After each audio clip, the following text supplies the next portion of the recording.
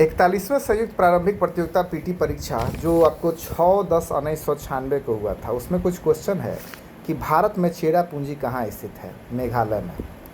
और चेरापूंजी में ही एक जगह है मानसीर नाम, जहाँ पे सबसे ज़्यादा बारिश होती है। विदर्भ एक प्रादेशिक नाम है। भारत में यह किसका अंग है? तो महाराष्ट्र का अंग है। भारत में कौन सी फसल सर्वाधिक क्षेत्र में बोई जाती है? तो चावल। भारत में सर्वाधिक पटसन उत्पादक राज्य कौन सा है? तो पश्चिम बंगाल। भद्रावती इस्पात केंद्र कहाँ स्थित है? तो भद्रावती नदी पर। गंगा के मैदान की पुरानी कछारी मिट्टी क्या कहलाती है? तो पुरानी कछारी मिट्टी थोड़ा ऊंची हो जाती है, ऊंची मिट्टी को हम लोग बांगर के नाम से जानते हैं।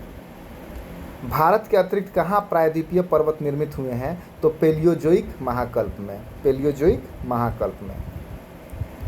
कपास उद्योग जिन कच्चे मालों पर आश्रित है वे क्या कहलाता है? तो भार ह्रासमूलक। भार ह्रासमूलक, भार कम करने वाले।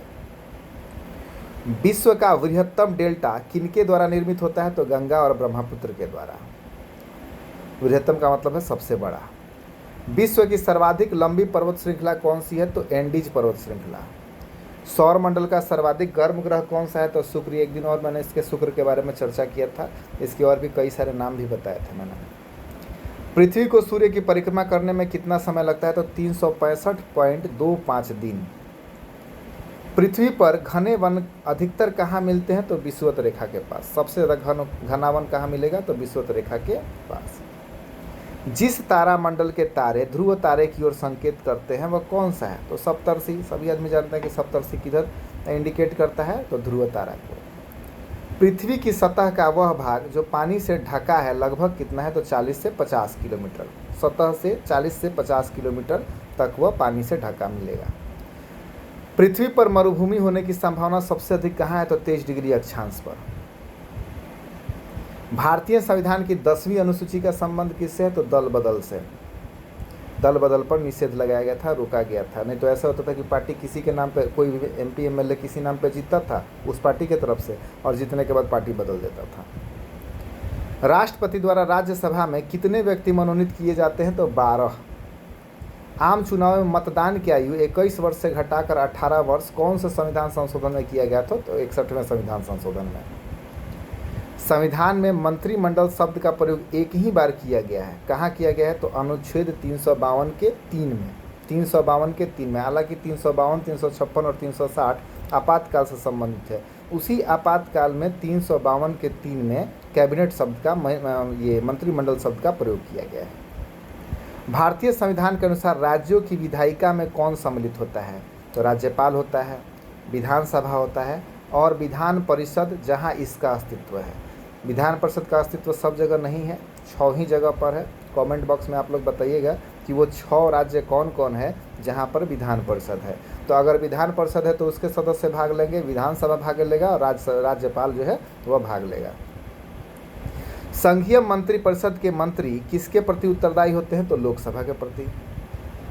मौलिक कर्तव्यों को किसके द्वारा निर्धारित किया गया है? तो 42वें संविधान संशोधन द्वारा। और एक बात याद रखिएगा कि 42वें संविधान संशोधन को हम लोग मिनी कॉन्स्टिट्यूशन यानी लघु संविधान के नाम से जानते हैं। भारतीय संविधान को संविधान सभा द्वारा कब अंगीकृत किया गया था? तो 26 नवंबर 1949 को।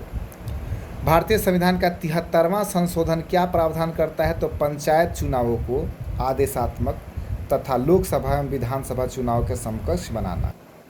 तो 73वां संविधान संशोधन किससे संबंधित है? तो पंचायत चुनावों से। भारत सरकार की आय का सबसे बड़ा स्रोत क्या है? तो उत्पाद कर। भारत में सबसे प्राचीन बृहत स्तरीय उद्योग कौन सा है? माने सबसे प्राचीन भी है या सबसे ज़्यादा मात्रा में होता भी है? तो कपास है। जीवन बीमा निगम किसका उदाहरण है? तो निवेश बैंक का, वैसा बैंक जिसमें आप निवेश करते हैं। किस स्रोत से भारत सबसे अधिक विद्युत प्राप्त करता है? तो तापीय। अंत्योदय कार्यक्रम का उद्देश्य क्या है? तो गरीबों में सबसे गरीब तक आप अगर फ़ायदा पहुंचा दे रहे हैं तो वो अंत्योदय कार्यक्रम का हिस्सा है। बिहार में ग्रामीण शहरी जनसंख्या का अनुपात क्या है? 80:20। मैंने 80 गांव में रहते हैं तो 20 ही शहर में रहते हैं। भारत का प्रमुख खाद्य फसल क्या है? चावल। योजना आयोग का स्वरूप क्या है? परामर्शदात्री संस्था। अब इसका नाम योजना आयोग से बदलकर नीति आयोग कर दिया गया है। भारत की 8वीं पंचवर्षीय योजना की अवधि क्या है? 1992 से 97। यहाँ पर थोड़ा सा मैं एक बात बता देना चाहूँगा। 1951 से 1956 पहला पंचवर्षीय योजना रहा था। 2017 तक कुल 12 पंचवर्षीय योजनाएं रहे, जिसमें 3 बार ऐसा मौका आया है जब पंचवर्षीय योजना नहीं लागू हुआ है। 66 से 69, पहला कब? 66 से 69, दूसरा 78 से 80, तीसरा 90 से 92। अब इन टाइम पीरियड्स को छांट कर आप काउंट करके लिख सकते हैं कि कब कौन सी योजना आई है। जैसे कहने का मतलब है कि 1951 से 56 पहला, 1956 से 1961 दूसरा, 1961 से 1966 तीसरा। अब 66 से 69 छोड़ देंगे। 1969 से 74 चौथा, 1974 से 1978 पाँचवा, 78 से 80 फिर खाली है, फिर 80 से 85 छठा, 85 से 90 सातवां, 90 से 92 खाली है, फिर 92 से 97, 97 से 2002, 2002 से 2007। ऐसे काउंट करके आप बता सकते हैं पंचवर्षीय योजना कौन सी कब किस साल में पड़ी थी। अगला है आपका भारी पानी क्या होता है? तो जिसमें हाइड्रोजन का स्थान उसका आइसोटोप ले लेता है और इसका सूत्र होता है D2O। ठंड के दिनों में लोहे के गुटकों और लकड़ी के गुटकों को प्रातःकाल छुएं तो लोहे का गुटका ज़्यादा ठंडा प्रतीत होता है। क्यों? क्योंकि लकड़ी की तुलना में लोहा ऊष्मा का अच्छा चालक है। हवा में जिस गैस की मात्रा सबसे अधिक है वह कौन है? तो नाइट्रोजन की, 78%। सौरमंडल का सबसे बड़ा ग्रह कौन सा है? तो बृहस्पति है। सेल्सियस स्केल पर मानव शरीर का सामान्य तापमान कितना होता है? तो 37 डिग्री सेल्सियस, और फारेनहाइट पे 98.6 हो जाएगा। परमाणु नाभिक के प्रमुख अवयव कौन है? तो प्रोटॉन और न्यूट्रॉन। मच्छर भगाने वाली दवाओं में सक्रिय रसायन क्या होता है? तो एरिथ्रीन। 20 वर्ष की आयु में मानव शरीर में हड्डियों की संख्या लगभग कितनी होती है? तो 200। स्त्रियों की तुलना में पुरुषों में अधिक वर्णांता से पीड़ित हो सकते हैं, क्योंकि स्त्रियों में वर्णांता बहुत कम होता है, क्योंकि उनमें सिर्फ XX क्रोमोसोम है और पुरुष में XY क्रोमोसोम होता है। इस कारण वर्णांधता मतलब किसी विशेष रंग को नहीं पहचान पाते हैं पुरुष, तो वर्णांता की बीमारी पुरुषों में होती है। महिलाओं में नहीं होती है, क्योंकि महिलाओं में सिर्फ XX क्रोमोसोम होता है और पुरुष में XX क्रोमोसोम के जगह पे XY भी होता है। यानी आपके अंदर जो 23 जोड़े क्रोमोसोम्स होते हैं, तो महिलाओं में 23 के 23 यानी 4600 XX होता है, और पुरुष में 23 जोड़े में से आपको 45 जो होते हैं X होता है और एक Y क्रोमोसोम होता है, जो वर्णांधता का कारण बन जाता है। अगला है पटना को प्रांतीय राजधानी किसने बनाया था? तो शेरशाह सूरी ने। शेरशाह सूरी सूर्यवंश का था, इसका नाम फरीद था। Jharkhand castle over the Graves के लेखक कौन है? तो विक्टर दास। छोटा नागपुर काश्तकारी कानून कब पारित हुआ? तो सन 1908 में। बिहार में औद्योगिक वित्तीय सहायता प्रदान करने हेतु कौन प्रमुख वित्तीय संस्था है? तो बिहार राज्य वित्त निगम। बिहार राज्य वित्त निगम। अगला देखिएगा, 17वीं शताब्दी में बिहार में सोने की खानें कहाँ स्थित थीं? पटना में। बिहार में गौ हत्या रोकने के लिए गोरक्षणी सभाओं की स्थापना किस वर्ष हुई थी? तो 1882 ईस्वी में। किस वर्ष उड़ीसा बिहार से अलग हुआ? 1936 में, और झारखंड 2000 में। छोटा नागपुर का जंगल कैसा है? तो पतझर एवं सवाना है। एपेक का पूर्ण रूप क्या है? APEC। एपेक का पूर्ण रूप क्या है? तो Asia Pacific economic cooperation. Asia Pacific economic cooperation. स्वर्णिम त्रिकोण का तात्पर्य क्या है? स्वर्णिम त्रिकोण का तात्पर्य क्या है? म्यांमार, थाईलैंड और लाओस के मादक पदार्थों का उत्पादन करने वाला भौगोलिक क्षेत्र। म्यांमार, थाईलैंड और लाओस के मादक पदार्थों का उत्पादन करने वाला भौगोलिक क्षेत्र। अगला क्वेश्चन है, द मूअर्स लास्ट साई के लेखक कौन है? तो सलमान रश्दी। एवरेस्ट शिखर पर चढ़ने वाली दूसरी भारतीय महिला कौन थी? तो संतोष यादव। पहली बछेंद्री पाल और दूसरी संतोष यादव। संत कबीर के सम्मान में मगहर महोत्सव कब आरंभ किया गया? तो 1990 ईस्वी में। मूल अधिकारों का संरक्षक कौन होता है? तो सुप्रीम कोर्ट। कवि बाण भट्ट कहाँ के निवासी थे? थानेश्वर के। वेनसांग की भारत में यात्रा के समय सूती कपड़ों के उत्पादन के लिए सबसे प्रसिद्ध कौन नगर था? तो मथुरा था। पाटलिपुत्र में स्थित चंद्रगुप्त का महल मुख्यतः किस वस्तु का बना था? तो लकड़ी का। किस इतिहासकार ने शाहजहां के शासनकाल को मुगल काल का स्वर्ण युग कहा है? तो वी ए स्मिथ ने। किसमें? वी ए स्मिथ ने। अलाउद्दीन खिलजी के प्रसिद्ध सेनापतियों में किसकी मंगोलों के विरुद्ध लड़ते हुए मृत्यु हो गई थी? तो जफर खान की। ब्रह्मा समाज की स्थापना कब हुई थी? तो 1828 ईस्वी में। ब्रह्मा समाज की स्थापना राजा राम मोहन राय ने की थी। राजा राम मोहन राय को आधुनिक भारत का निर्माता भी कहा जाता है। इन्होंने आत्मीय सभा की स्थापना भी की थी। अभी अभी जो एग्ज़ाम हुआ था बिहार दरोगा का नहीं, मद्य निषेध के दरोगा का, उसमें एक क्वेश्चन पूछा था कि आत्मीय सभा की स्थापना किसने की थी? उत्तर होगा राजा राम मोहन राय 1915 में। अच्छा, ब्रह्मा समाज हो गया, आत्मीय सभा हो गया, एक और सभा है आर्य समाज। आर्य समाज की स्थापना किसने की थी? दयानंद सरस्वती ने। कब? 1875 ईस्वी में। और ये रामकृष्ण मिशन की स्थापना किसने की थी? तो विवेकानंद ने 1896 में। रामकृष्ण उनके गुरु का नाम था। अगला क्वेश्चन ही आ गया, कौन आत्मीय सभा के संस्थापक थे? राजा राम मोहन राय। किसने ऑल इंडिया मुस्लिम लीग की स्थापना की थी? तो नवाब सलीमुल्लाह खान ने। लॉर्ड वेलेस्ली की सहायक संधि को स्वीकार करने वाला पहला मराठा सरदार कौन था? तो पेशवा बाजीराव द्वितीय। रंजीत सिंह ने सुप्रसिद्ध कोहिनूर हीरा कहाँ से प्राप्त किया था? तो शाह शुजा से। कुतुबुद्दीन ऐबक की राजधानी कहाँ थी? तो कुतुबुद्दीन ऐबक की राजधानी लाहौर थी। गुलाम वंश के संस्थापक थे ये। हालांकि बहुत सारे इतिहासकार गुलाम नहीं मानते हैं इन लोग को, क्योंकि ये स्वतंत्र माता पिता की औलाद थे। इसके बारे में कभी डिटेल से बताएंगे। 1938 ईस्वी में भारतीय राष्ट्रीय कांग्रेस के अध्यक्ष कौन निर्वाचित हुए थे? 1938 का हरिपुरा अधिवेशन, इसके अध्यक्ष थे सुभाष चंद्र बोस। 1939 में त्रिपुरी संकट आया था।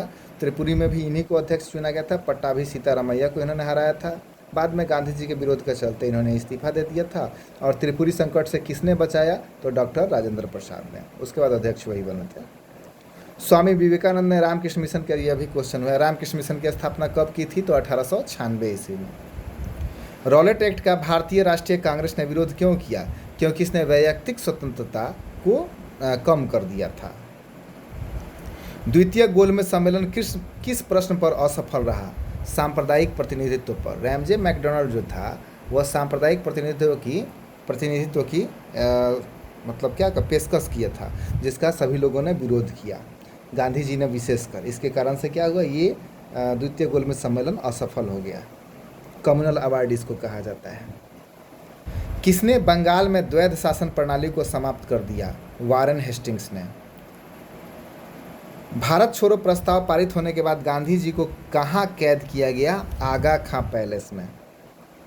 बारदोली सत्याग्रह का नेतृत्व किसने किया था? सरदार वल्लभ भाई पटेल ने। और यहीं की महिलाओं ने इनको सरदार का उपाधि भी दिया था। किस सत्याग्रह आंदोलन में गांधी जी ने प्रत्यक्ष रूप से भाग नहीं लिया था? एक वायकोम सत्याग्रह है, मंदिर में एंट्री को लेकर था। जो SC ST कास्ट वाले लोग थे, दलित लोग थे, मंदिर में उन लोग को नहीं घुसने दिया जाता था। TK महादेवन ने इसका शुरुआत किया था, इस सत्याग्रह का। गांधी जी सिर्फ इसलिए गए थे कि क्रिश्चियन लोग इसमें एंट्री कर गया था और इसको एक अलग इशू बन रहा था। क्रिश्चियन सब तो एक्चुअली भी धर्म परिवर्तन के लिए ही आए थे ज़्यादातर, उनका मेन मकसद ही था धर्म परिवर्तन कराना। तो गांधी जी बस वहाँ पे इसलिए गए थे कि उन्होंने इन लोग को रोका कि हिंदू लोगों का मुद्दा है, इसमें आप लोग मत बोलिए। इस तरह से इसमें अगर देखिएगा तो गांधी जी का प्रत्यक्ष रूप से इसमें कोई प्रभाव नहीं था। बस उन्होंने क्रिश्चियन लोग को इस आंदोलन से वापस जाने के लिए बोला। इसका क्रिश्चियनों ने काफ़ी विरोध भी किया था। नाराज़गी भी उन लोगों में गांधी जी के प्रति बहुत ज़्यादा रही थी, क्योंकि उनको तो बना बनाया एक हलवा मिल रहा था खाने के लिए। कन्वर्सन वहाँ पे ज़्यादा हो सकता था। केरला की बात है, केरला में ऐसे भी क्रिश्चियन लोग काफ़ी ज़्यादा मात्रा में। 1857 ईस्वी का विद्रोह मुख्यतः किस कारण से असफल रहा? क्योंकि कोई योजना नहीं थी और एकता भी की कमी थी। कोई भी नेता एक दूसरे के साथ एक झंडे के नीचे नहीं आए थे। तो एक तरह से ये कहा जा सकता है कि केंद्रीय संगठन की कमी थी। 1923 से 28 ईस्वी के काल में भारतीय राजनीति में क्रांतिकारी कार्यविधि की पुनरावृत्ति का कारण क्या था? तो गांधी जी द्वारा असहयोग आंदोलन का स्थगन। गांधी जी ने असहयोग आंदोलन को स्थगित कर दिया था, जिसके कारण से भारतीय राजनीति में कई तरह की कार्यविधियाँ हुई, क्रांतिकारी कार्यविधियाँ, जिसमें स्वराज दल बना। और अभी जो वायकोम सत्याग्रह के बारे में बताए हैं, उसके पहले ये बरसोट सत्याग्रह भी हुआ था। 3-4 सत्याग्रह हुआ था 1922 से 28 के बीच में। गुरु का बाग भी एक हुआ था। सविनय अवज्ञा आंदोलन की असफलता के बाद गांधी जी ने किसको महत्व दिया? तो सविनय अवज्ञा आंदोलन जब असफल हो गया था तो गांधी जी ने रचनात्मक कार्य जैसे कि हरिजन लोगों को उनका अधिकार दिलाना, हरिजन शब्द देना, इन सब चीज़ों में अपना उन्होंने समय लगाया। अगला प्रश्न है, स्वतंत्र भारत का अंतिम गवर्नर जनरल कौन था? तो सी राजगोपालचारी। ये क्वेश्चन ऐसे भी पूछा जा सकता है कि स्वतंत्र भारत का पहला भारतीय गवर्नर जनरल कौन था? तो सी राजगोपालचारी। और माउंटबेटन जो था स्वतंत्र भारत का पहला गवर्नर जनरल था, आखिरी गवर्नर जनरल सी राजगोपालचारी। थोड़ा सा फिर से इसको सुनिए। स्वतंत्र भारत का पहला गवर्नर जनरल लॉर्ड माउंटबेटन, स्वतंत्र भारत का पहला भारतीय गवर्नर जनरल सी राजगोपालचारी, स्वतंत्र भारत का अंतिम गवर्नर जनरल सी राजगोपालचारी, क्योंकि इनके बाद इस पद को समाप्त कर दिया गया। जयप्रकाश नारायण को राष्ट्रीय स्तर के नेता की पहचान किस संदर्भ में मिली? तो भारत छोड़ो आंदोलन में। नोआखली काल में महात्मा गांधी के सचिव कौन थे? तो प्यारेलाल। करो या मरो का नारा किसने दिया? तो गांधी जी ने। गदर पार्टी की स्थापना कब हुई? 1913 में लाला हरदयाल ने की थी। होम रूल आंदोलन भारत में स्वतंत्रता संग्राम के एक नए चरण का आरंभ का द्योतक था। कैसे? इसने देश के सामने स्वशासन की एक ठोस योजना रखी। 19वीं शताब्दी के उत्तरार्ध में जब हिंदूवाद के सर्वश्रेष्ठ प्रतिनिधि 19वीं शताब्दी के उत्तरार्ध में नव हिंदूवाद के सर्वश्रेष्ठ प्रतिनिधि कौन थे? तो नव हिंदूवाद के सर्वश्रेष्ठ प्रतिनिधि के रूप में हम लोग विवेकानंद को जानते हैं। शिकागो में 1893 में जब सम्मेलन होता है तो वहाँ पे ये विवेकानंद ने देश का परचम काफ़ी ऊपर लहराया। आज भी उनका वो ऐतिहासिक भाषण लोग याद रखते हैं और इसके बाद से अगले दिन वो पूरे अमेरिका के पेपर पर छप गए थे। उनको फिर जब यहाँ भारत में आए तो उनको शिव के अवतार के रूप में लोग पूजने के लिए गए थे। हालांकि वही विवेकानंद पहले यहाँ पर इसी भारत में कुछ समय के लिए ऐसे घूम रहे थे कि उनके पास भोजन नहीं था, कपड़ा नहीं था।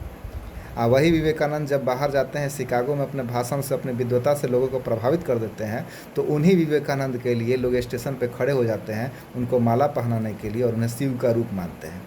यानी स्पष्ट ये बात है कि जब आप इसी भारत में रहिएगा तो आपको कोई महत्व नहीं दिया जाएगा, लेकिन जब आप बाहर जाते हैं और आपका लोग प्रशंसा करने लगता है तो दोबारा आप लौट के जब भारत में आएंगे तो आपको पूजा जाएगा। लेकिन पहले आप यहीं पर हैं तो आपको कोई महत्व नहीं देगा, आपका कोई महत्व नहीं है। लेकिन जब विदेशी आपको स्वीकार कर लेते हैं तो भारत वाले लोग आपके लिए पलक बिछा देंगे। खैर, आज के लिए इतना ही। अब अगला 42वां अगले दिन देखा जाएगा। Good night.